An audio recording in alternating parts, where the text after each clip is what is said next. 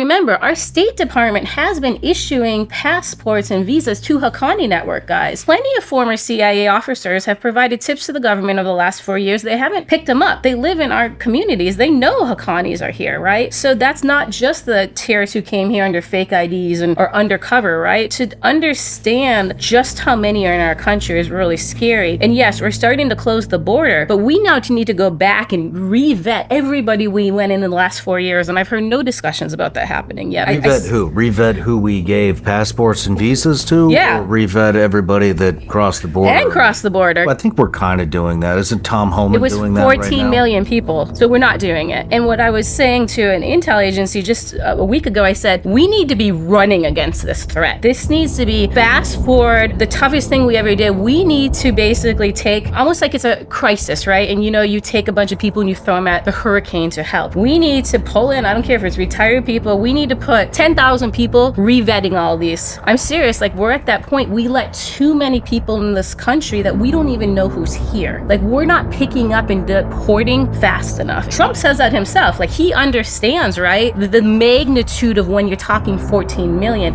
but I don't think people are understanding there's a chunk in that are the terrorists, and we have to go just as fast at the terrorists as we're doing against Venezuelan gangs. Like this is super important. How would they move faster? It's only been what? Well, they're moving fast enough, right, on like Venezuelan gangs, but who's doing the vetting to identify the terrorists? That's not Tom Homan's job. He needs that from the intelligence community. FBI needs to be stepping up and doing that. DHS needs to be playing a role, right? Like we need to see, honestly, probably some sort of task force come together to do that.